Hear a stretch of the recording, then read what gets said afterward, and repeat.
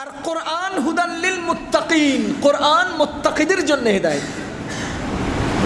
কোরআন হলো মুত্তাকিদের জন্য হেদায়েত। ইউদিল্লু বিহি কাসীরান ওয়া মা ইউদিল্লু বিহি ইল্লাল ফাসিকিন। ফাসিকরাই এই কোরআনের দ্বারা পথভ্রষ্ট হয়। বহু লোক কোরআনের কারণেও পথভ্রষ্ট হয়েছে। আচ্ছা, কোরআনের দ্বারা মানুষ পথভ্রষ্ট কিভাবে হয়?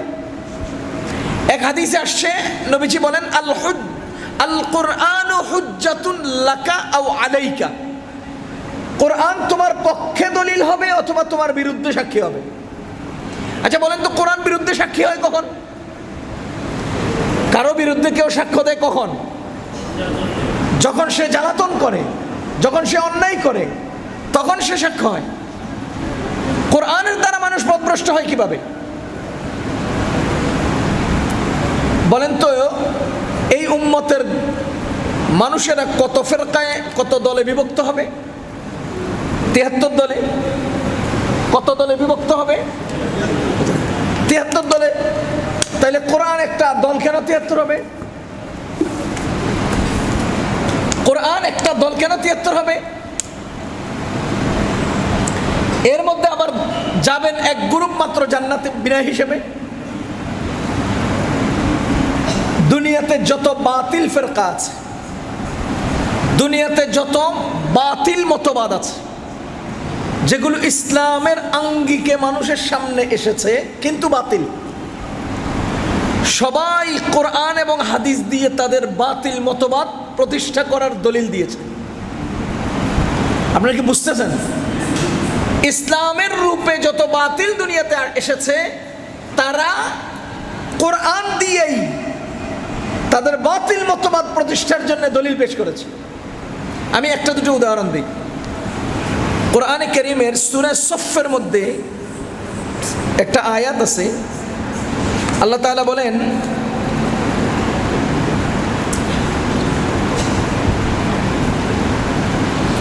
وَإِذْ قَالَ عِيسَى ابْنُ مَرْيَمَ يَا بَنِي إِسْرَائِيلَ إِنِّي رَسُولُ اللَّهِ إِلَيْكُمْ مُصَدِّقًا لِمَا بَيْنَ يَدَيَّ مِنَ التَّوْرَاةِ وَمُبَشِّرًا بِرَسُولٍ يَأْتِي مِن بَعْدِي اسْمُهُ أَحْمَدُ। ঈসা আলাইহিস সালাতু ওয়াসসালাম বলেন, পরবর্তী যুগে একজন নবীর সংবাদ দিচ্ছি, যে নবীর আলোচনা তাওরাত কিতাবে, জবুর কিতাবে রয়েছে, অন্যান্য আসমানি কিতাবে রয়েছে। আমি তাদের সুসংবাদ তোমাদেরকে দিচ্ছি, বা ওই রাসূলের সুসংবাদ দিচ্ছি, যে রাসূলের নাম হবে আহমদ।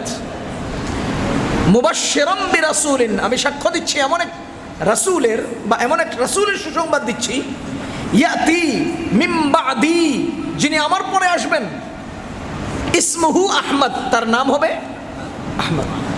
আপনারা জানেন গোলাম আহমদ কাদিয়ানি, সে এই আয়াত দিয়ে দলিল দিচ্ছে যে আমার নাম তো আহমদ, তো আল্লাহ বলছে আমার ঈসা আলাইহিস সালামের পর একজন নবী আসবে যার নাম হবে আহমদ, সুতরাং আমি রাসূল।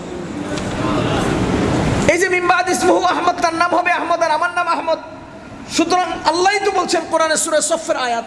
তা আমার আগমন কথা কোরআনে আছে যে আমি আখেরি নবী হব, এই জন্য কাদিয়ানি তার নাম রাখছে, তার নাম হলো আহমদ, সুতরাং সে রাসূল হয়ে গেছে, কারণ কোরআনে গেছে।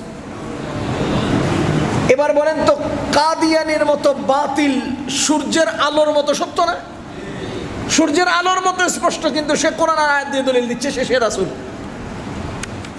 कहीं भी जुल्म की तलवार से हरगिज़ नहीं डरते।